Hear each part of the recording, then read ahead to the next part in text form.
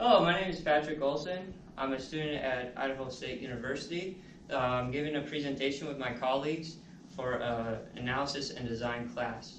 And so what we did with our this class is we use Git, StarUML to get these diagrams to better know what the user is needing. So we're going to look at requirements, use case diagrams, use case descriptions, activity diagrams, sequence diagrams, communication diagrams, class diagrams, design mockups, and design. And as you can see, throughout the whole thing, it was fun. It's better that it's completed now. And we are Team Chaos, and again, my name is Patrick Olson. So follow me right this way.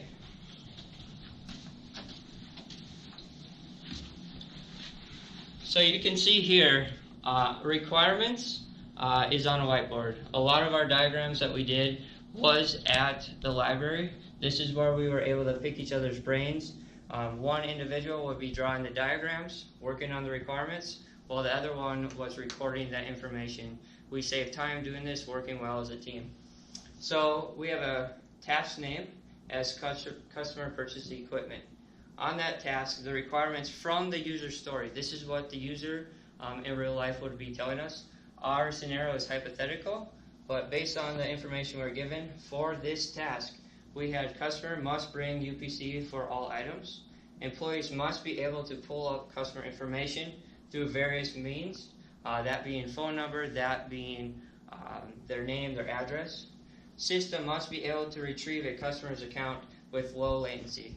So we had to make this as efficient as possible. So coming from the requirements and the use case stories, we have here the use case diagram. You have players such as the customer, employee, system, and this is just a run through on how we thought about the system would work. So it's going to display a sales report. It's going to, the employee is going to enter their phone number. If it's found, it's going to go directly to this sale form displayed. If not, it's going to display the customer entry form and then display the sales form. From there, the items are going to be scanned, a payment method, which is including credit card, cash, or check, and then a printed receipt, and the information in the inventory is updated. So now if we come over here to the use case description, how we made this is just an overall description on our diagram that we created.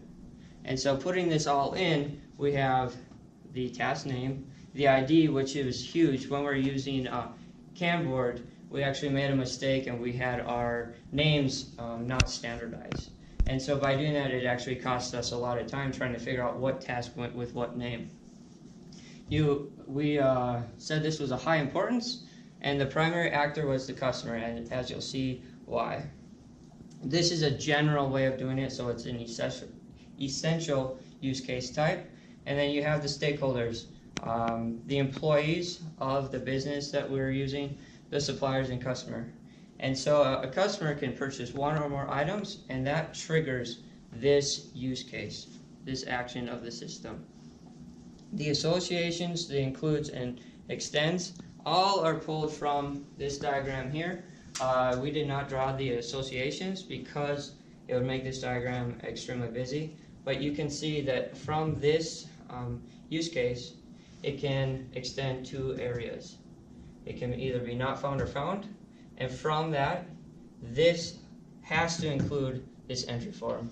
If it doesn't, then it won't be an include. So this has to be a part of this. That's what an include is. And so, as we continue,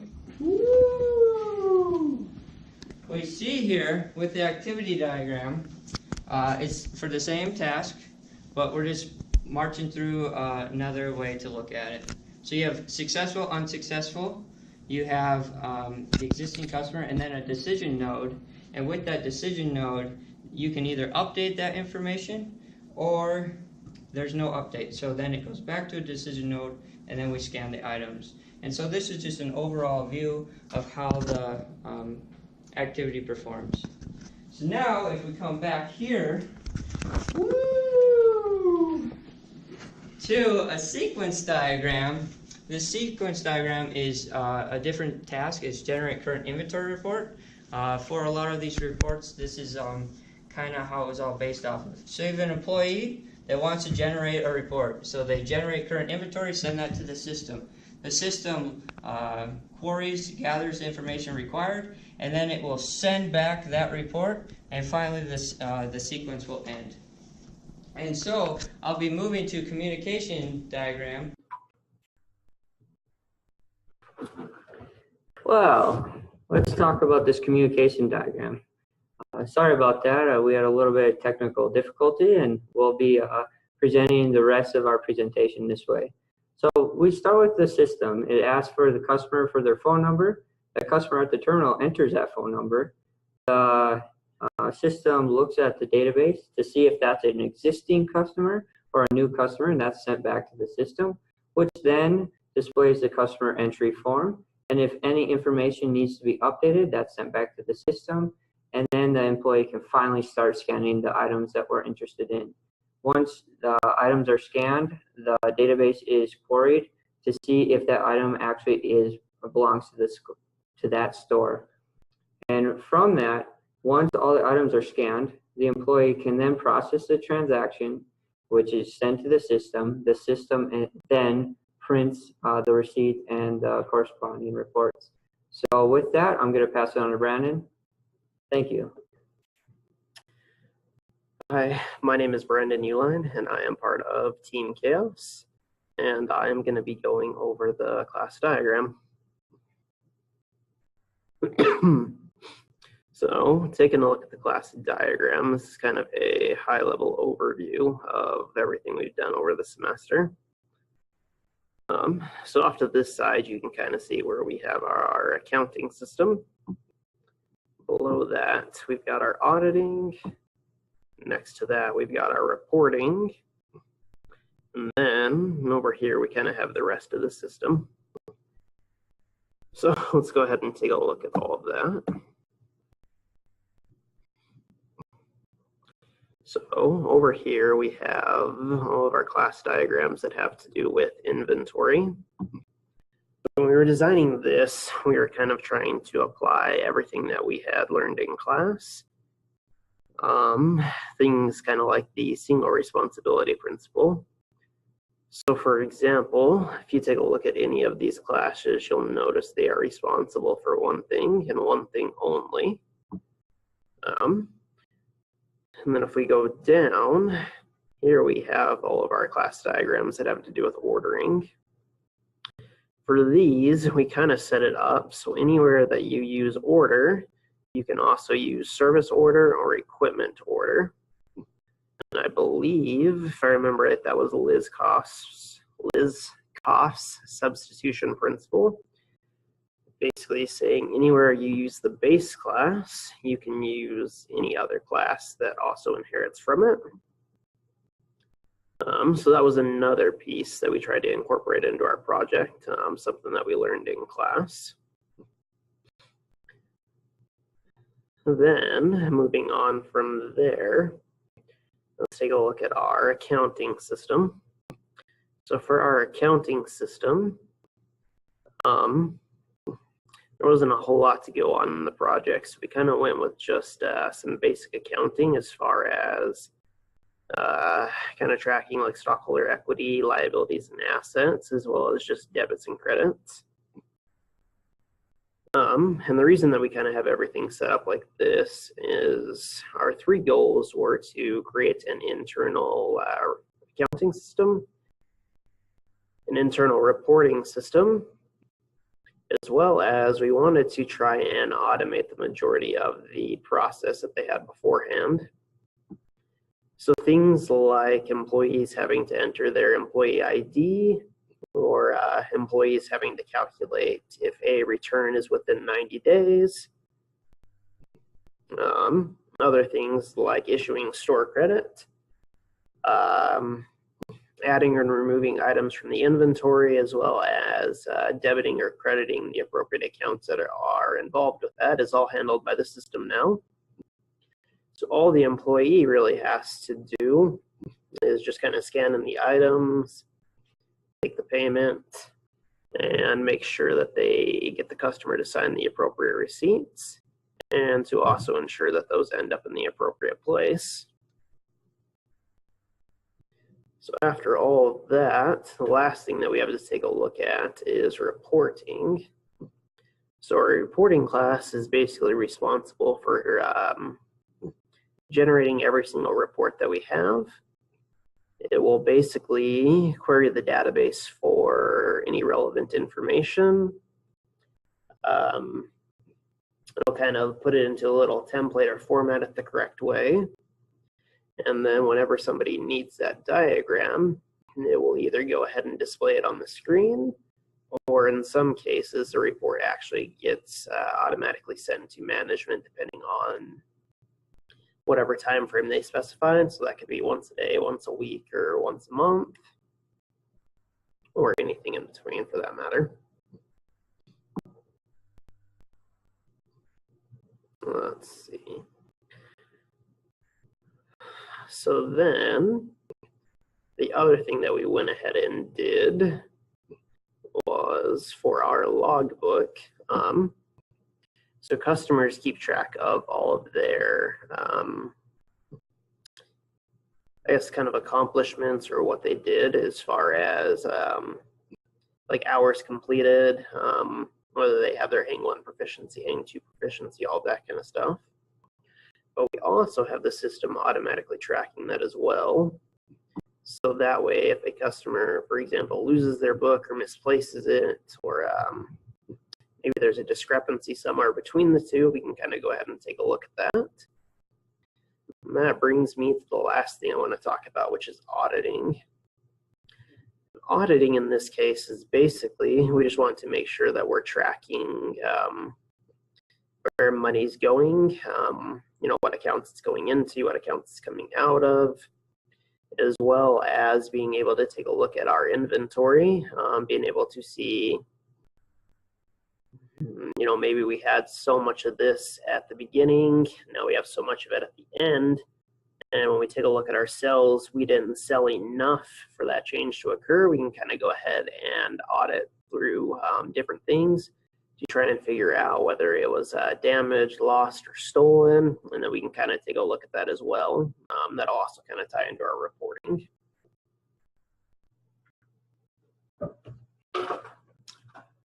Hi, my name is Chase Torres, and I'm part of Team Chaos. So what I was one of my tasks for the project was to create mock-ups for how the actual system would look. To create these mock-ups, we use Balsamiq mock-ups. And we have multiple mock-ups, but we'll probably just only take a look at the customer purchases equipment mock-up, just to save time and for time's sake.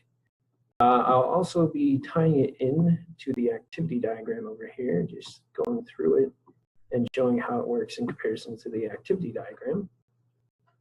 So to start off here, we have the main menu. The main menu was probably the one that gave me the most trouble. It ties in multiple forms, such as the equipment sales form, equipment return, equipment service, to multiple pages. And the main functions were those three buttons. And besides that, I'm not really sure. I was really lost what else needed to be on the main menu there. So I just kind of filled it in with some statistics. They could be daily sale statistics or monthly sales statistics.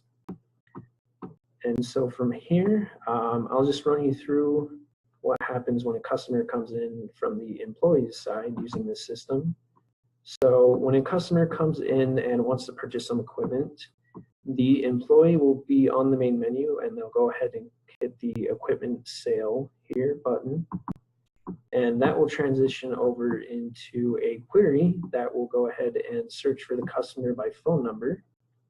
So the customer will grab the phone number from the the employee will grab the customer from the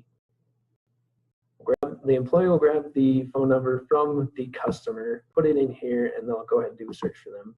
So two things can happen from this point. A success will have customer already in the system, and an unsuccessful query will bring up the customer entry form. The employee will just need to grab the relevant information from the customer, fill in the forms, and that will have a customer file created for them. And from there, at this point, we can go ahead and scan the items. The employee can go ahead and scan those items in, and after that, the equipment sales form should pop up as so. This will enable us to enter in the payment type we need, or the customer will be paying with. The page will change slightly depending on what payment type is chosen. If they choose credit, the page will update to look like this. It'll just include a spot down at the bottom here to go ahead and enter in the relevant credit card information. The credit card type should automatically fill in depending on the card number put in, as long as it's a valid card number. And if cash or credit are chosen, the page won't update at all. The employee will just take the cash or check in person and be able to hit submit there. And moving on to the final page here. We need relevant information about each item purchased, and that will go into this form here, such as the equipment type, the model number, a description of the product, the serial number on the product, the price. And after that, that should be all that is done, and the employee can hit submit.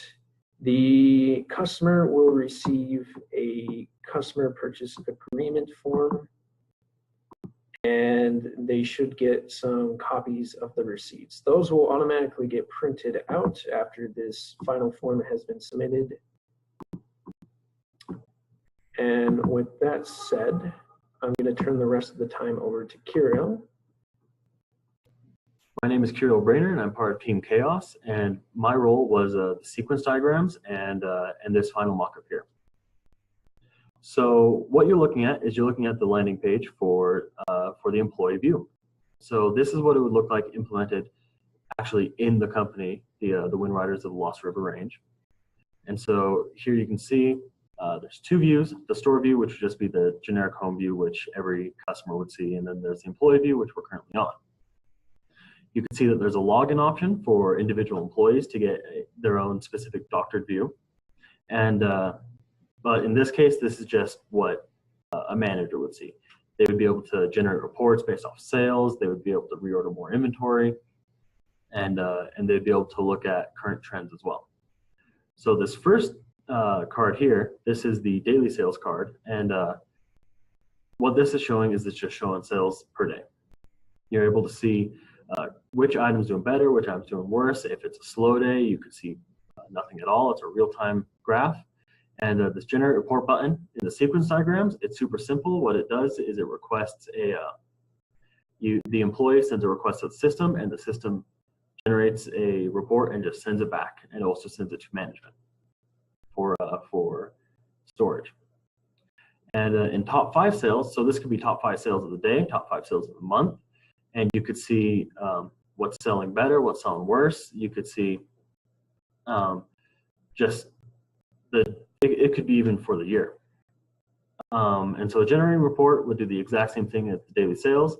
It would return just a general report saying, okay, these products we sold this many. It would say what times. It would say all that.